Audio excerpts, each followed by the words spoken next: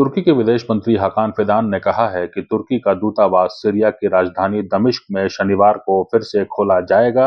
यह 2012 के बाद पहली बार होगा। तुर्की के एनटीवी टेलीविजन के एक साक्षात्कार में फिदान ने कहा कि एक नए नियुक्त अंतरिम चार्ज डी अफेयर्स शुक्रवार को अपने प्रतिनिधिमंडल के साथ दमिश्क के लिए रवाना हो गए थे।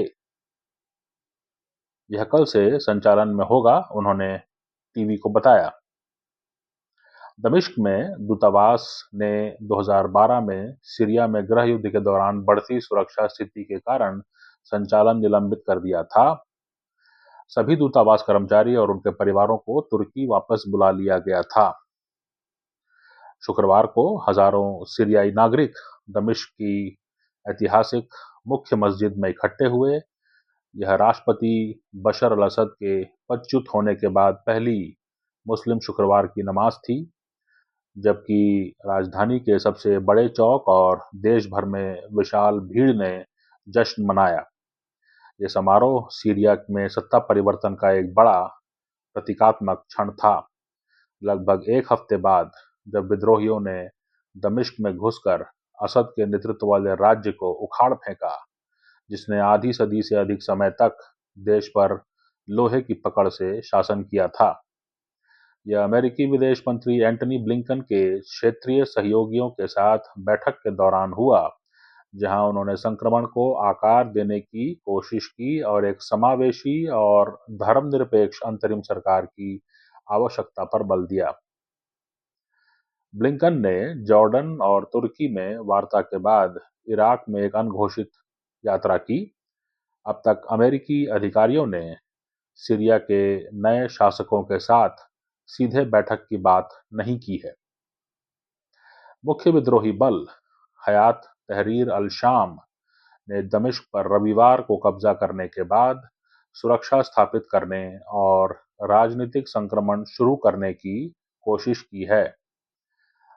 समूह ने असद के पतन से स्तब्ध जनता को आश्वस्त करने की कोशिश की है और विद्रोहियों के बीच चरमपंथी जिहादियों के बारे में चिंता व्यक्त की है।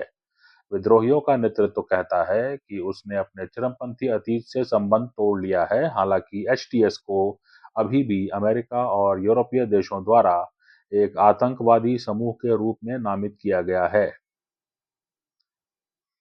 एचटीएस के नेता अहमद अल शरा, जिन्हें पहले अबू मोहम्मद अल गोलानी के नाम से जाना जाता था, शुक्रवार को एक वीडियो संदेश में सीरियाई लोगों को धन्य क्रांति की जीत पर बधाई दी। उन्होंने कहा, मैंने बिना गोलियां चलाए और लोगों को डराए बिना अपनी खुशी दिखाने के लिए चौकों पर जाने का निमंत्रण देता हूं। फिर हम इस देश को बनाने के लिए काम करेंगे और जैसा कि मैंने पहले कहा था, हम भगवान की मदद से विजयी होंगे। विशाल भीड़, जिसमें कुछ विद्रोही भी शामिल थे, दमिश्क की ऐतिहासिक उम्मयद मस्जिद में इकट्ठी हुई, जिसमें कई लोग विद्रोहियों के विरोधी ध्वज को लहराते हुए नजर आए, जिसमें 3 लाल सितारे थे और तेजी से असद युग के ध्वज को बदल चुके थे, जिसमें 2 हरे सितारे होते थे। अरब टीवी चैनलों के अनुसार शुक्रवार के भाषण को मोहम्मद अल बशीर ने दिया, जो इस हफ्ते एचटीएस द्वारा स्थापित अंतरिम प्रधानमंत्री हैं। यह दृश्य कई स्तरों पर गूंजता है। मस्जिद, जो दुनिया की सबसे पुरानी मस्जिदों में से एक है और लगभग 1200 साल पुरानी है, सीरिया का एक प्रिय प्रतीक है और वहां के सभी उपदेश असद के शासन में सख्ती से नियंत्रित होते थे। इसके अलावा 2011 में सरकार विरोधी उथल-पुथल के शुरुआती दिनों में प्रदर्शनकारी शुक्रवार की नमाज के बाद असद के खिलाफ रैलियों में मार्च करते थे, इससे पहले कि उन्होंने क्रूर कार्रवाई शुरू की, जिसने विद्रोह को एक लंबी और खूनी गृहयुद्ध में बदल दिया। अंतरिम प्रधानमंत्री अल बशीर, जो इदलिब में एचटीएस द्वारा बनाई गई एक प्रभावी प्रशासन के प्रमुख थे, ने विद्रोहियों के कब्जे वाले इदलिब से बाहर निकलने और 10 दिनों में पूरे सीरिया में मार्च करने के बाद इस कदम को उठाया था।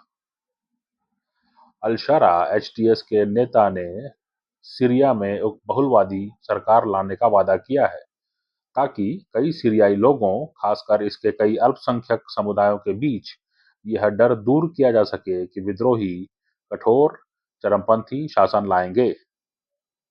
एक अन्य महत्वपूर्ण कारक होगा सीरिया में एक नई सरकार को अंतर्राष्ट्रीय मान्यता प्राप्त करना। एक ऐसा देश जहां कई विदेशी शक्तियां हस्तक्षेप कर रही हैं। सुरक्षा के लिए तुर्की एक लंबे समय से अमेरिकी समर्थित कुर्दों का विरोधी विद्रोहियों को महत्वपूर्ण सहायता प्रदान कर रहा है। तुर्की सीरिया की सीमा के साथ एक भूभाग पर नियंत्रण रखता है और एचटीएस के साथ संबंधित विद्रोही गुटों का समर्थन करता है, जबकि वह सीरिया के कुर्दों द्वारा किए गए किसी भी लाभ का विरोध करता है। अमेरिका के पास सीरिया के पूर्वी हिस्से में इस्लामिक स्टेट समूह के बचे हुए तत्वों से मुकाबला करने के लिए सैनिक हैं और कुर्द नेतृत्व वाले लड़ाकों का समर्थन करता है, जो अधिकतर पूर्वी सीरिया पर शासन करते हैं। असद के पतन के बाद इजराइल ने सीरिया भर में कई स्थलों पर बमबारी की है, यह कहते हुए कि वह चरमपंथी हाथों में हथियारों के गिरने को रोकने की कोशिश कर रहा है और उसने गोलान हाइट्स के इजराइल आधारित सीमा के साथ दक्षिणी सीरिया का एक क्षेत्र कब्जा कर लिया है, जिसे उसने बफर जोन कहा है। तुर्की के विदेश मंत्री हकान फिदान से बातचीत के बाद ब्लिंकन ने कहा कि तुर्की और अमेरिका के बीच सीरिया में जो वे देखना चाहते थे उस पर व्यापक सहमति है।